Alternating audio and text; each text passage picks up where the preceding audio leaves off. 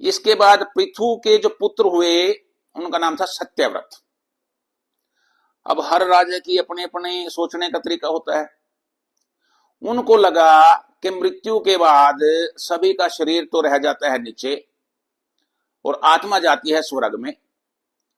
तो उनको हुआ कि भाई मैं तो अपने शरीर समेत ही स्वर्ग में जाऊंगा।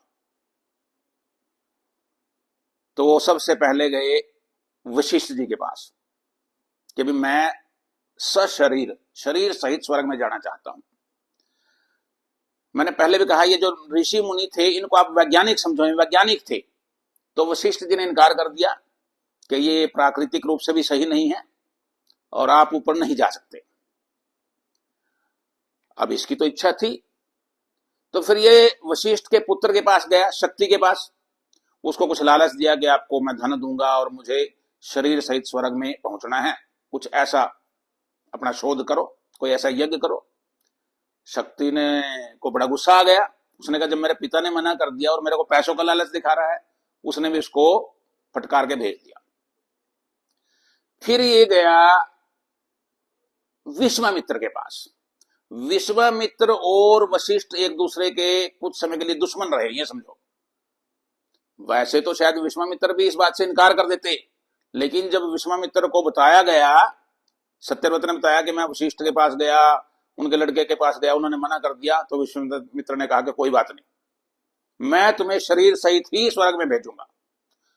अब विश्वामित्र जी ने अपना यज्ञ करना शुरू किया, या जो भी विधि थी, इनको शरीर सहित ऊपर भेजना शुरू कर दिया।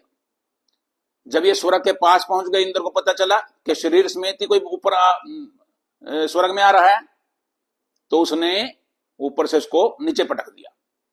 विश्वामित्र अपने मंत्रों द्वारा, अपने यज्ञ द्वारा उसको ऊपर भेज रहे और इंद्र उसको नीचे भेज रहे।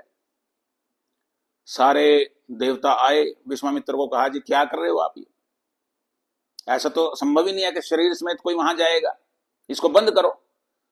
तो विश्वामित्र जी ने कहा कि मैं आगे तो बंद कर दूंगा, लेकिन इसको एक को तो जब मैंने कर दिया तो कर दिया।